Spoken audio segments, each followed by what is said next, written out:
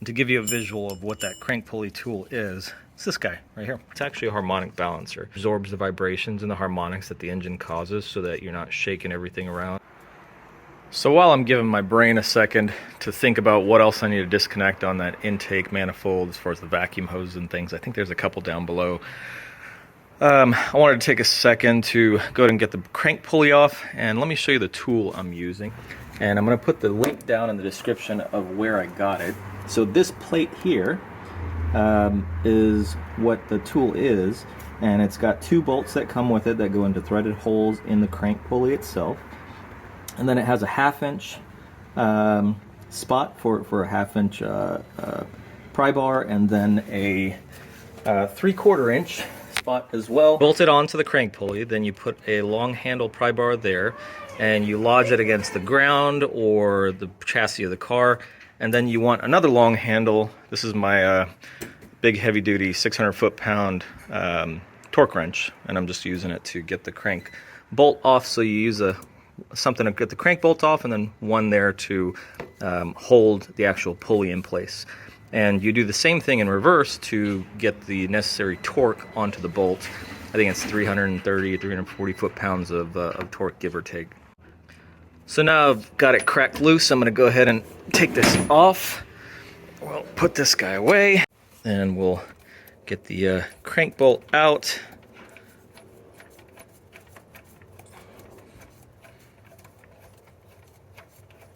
Almost there.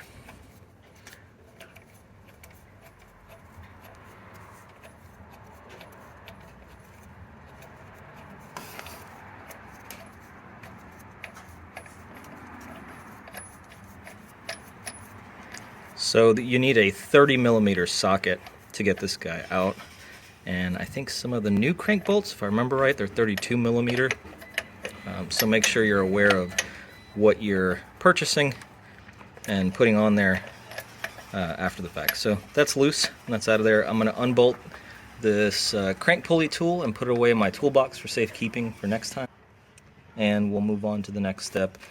Pull this belt off and maybe start disassembling some other things up here. And to give you a visual of what that crank pulley tool is, it's this guy right here. So you bolt that on with these 2 bolts that he includes to the crank pulley and the threaded holes, and 1/2 inch you're probably going to break, like you saw in my previous video. Broke my 1/2 inch pry bar. But I did use the 3/4 inch along with my big long 3/4 inch with the 30mm socket on there, and it came off just fine. Sometimes you'll have them stuck on there. You might need to use some penetrating fluid, PB blaster or something along those lines. Might even need to use a torch. If you do end up having to use a torch to get the crank pulley off, what you want to do is aim the torch at this washer. So this is a I think these are spring washers on these. I know they are on the Supras and some of the other Toyotas, the MR2s and such, but essentially you want to heat up this washer. Not necessarily the bolt itself, because if you heat the bolt up, all the threads are going to heat up and it's going to expand and kind of get stuck in there. What you want to do is aim your heat at the washer. Go around it in circles, maybe for 60 seconds, a little more, depending on what kind of gas you're using, what kind of torch, how hot it is. You want to heat up that washer, get it to loosen up a little bit, and then give it another try with your big pry bar and your crank pulley tool and see if you can get it loose. Some people use the starter trick to where you'll put your socket onto the crank bolt, lodge it against the frame or the floor, and then click the starter. You can do that. If you use the starter trick, make sure to pull the EFI fuse or relay, and also the coil wire that goes to the middle of the distributor. Or if you don't have the distributor in, like in my situation here, that won't matter. But essentially you don't want the motor to start, because then you're going to run into other problems. You might cause a safety issue. I don't like using the starter trick because there's always a chance something else is going to break.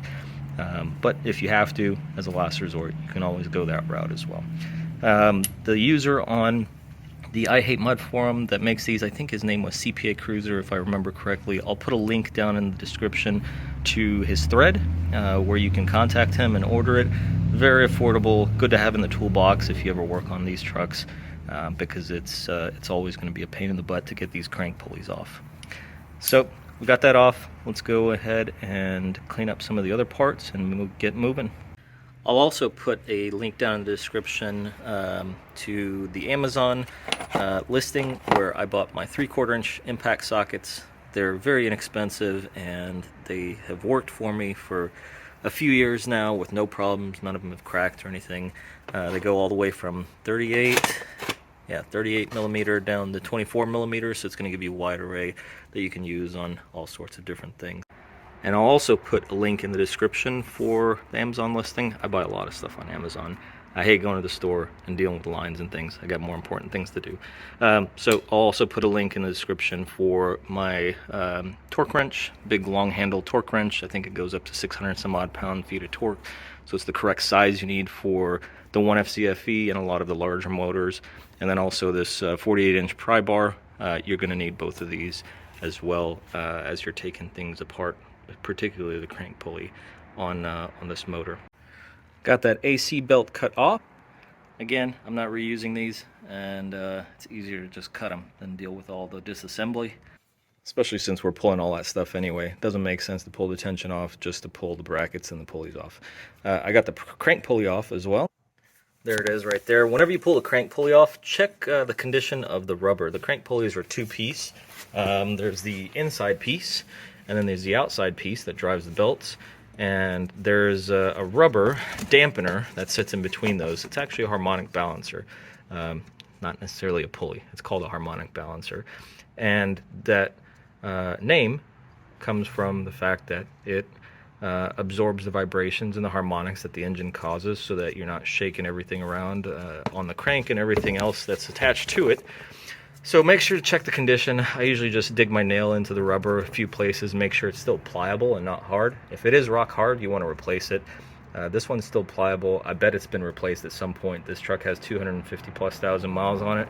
So if it was the original one, that rubber should be rock hard, and it's not. So it's in decent shape. I'm going to go ahead and reuse it. And if you can see, there's a little bit of oil residue on the inside lip here. I don't know if you can see it in the video or not.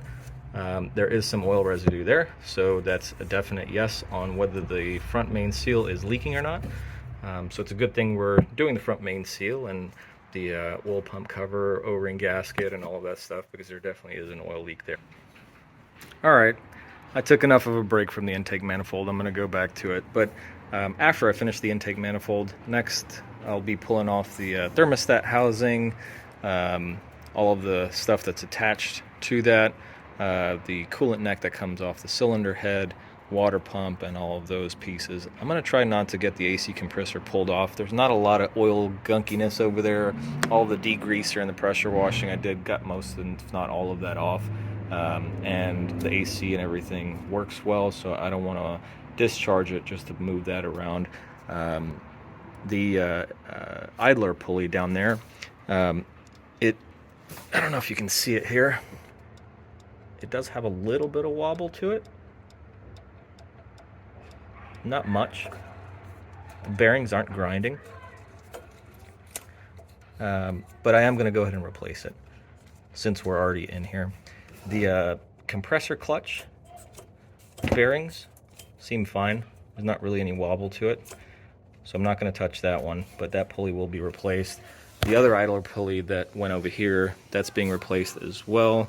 Water pump is going to be brand new and replaced. And then we're going to be replacing the oil pump cover along with the gaskets underneath it. Well, not the cover itself, but the oil pump cover, will be pulling it off and replacing the gaskets underneath it.